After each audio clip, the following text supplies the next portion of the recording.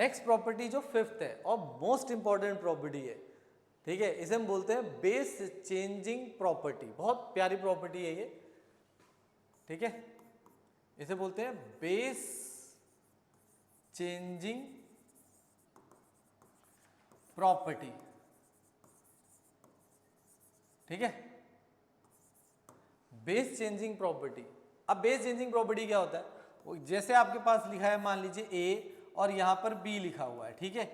अगर आप चाहते हो कि एक नए बेस में, एक नए बेस के फॉर्मेट में मुझे ये लॉगरिथम चाहिए, तो आप कुछ इस तरीके से लिखोगे, log of base C B divided by the log of base C ए।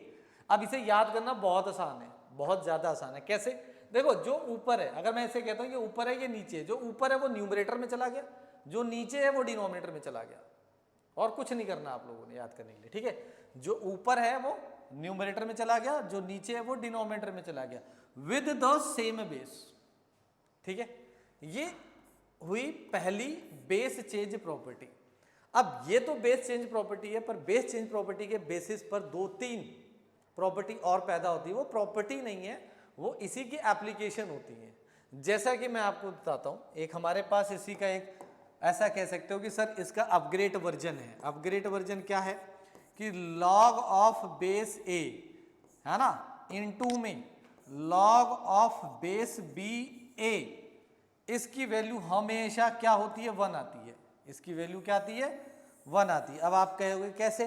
देखो, होता कुछ नहीं है। अगर मैं इसे एक्सपेंड करता हूं, इस वाले को क्या लिखूंगा, लॉग ऑफ बेस सी के साथ बी ऊपर आ जाएगा, है ना, और ये क्या हो जाएगा, लॉग ऑफ बेस सी ए, ठीक है। इसको मैंने एक्सपेंड किया।